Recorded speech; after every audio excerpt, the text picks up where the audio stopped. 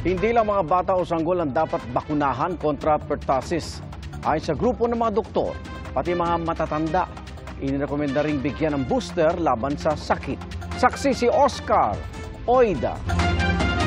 Matagal lang sakit na pertussis o whooping cough.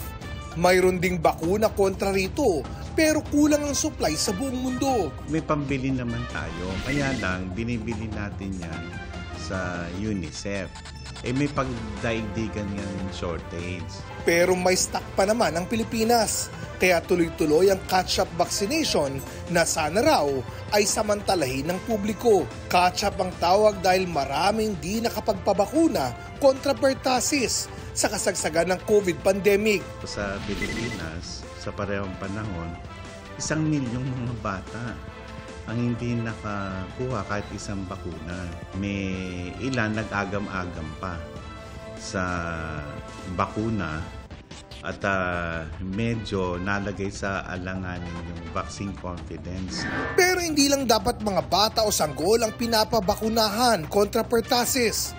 Sabi ng Philippine College of Physicians o PCP, dapat bigyan ng booster dose ang mga teenager at adult. Para sa mga adolescent na nakumpleto ang series ng pagbabakuna laban sa diphtheria, tetanus at pertussis o DTaP. Inirekomenda ng PCP na mabigyan sila ng DTaP booster sa pagitan ng edad na 9 at 18.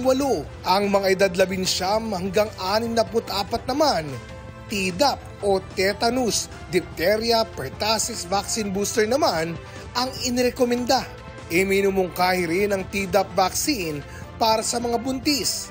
Sabi ng PCP, kaisa sila ng gobyerno sa pagtugon sa mga kaso ng pertussis sa bansa na ngayon umaabot na sa 568 ngayong taon. Base sa datos ng Department of Health, 4 na po rito ang nasawi. Pero sabi ng DOH, kontrolado na ang mga kaso ng pertussis. Parang nagpa-plateau siya, pero we're closely monitoring. Luckily, meron tayong bakuna para dito. So very important, walang dapat ikatakot dito sa sakit na pertussis. Sakaling tamaan ng sakit, may gamot para rito. Kaya mahalagang ma-detect agad ito ng maaga. Para sa GMA Integrated News, ako si Oscar Oida, ang inyong saksi.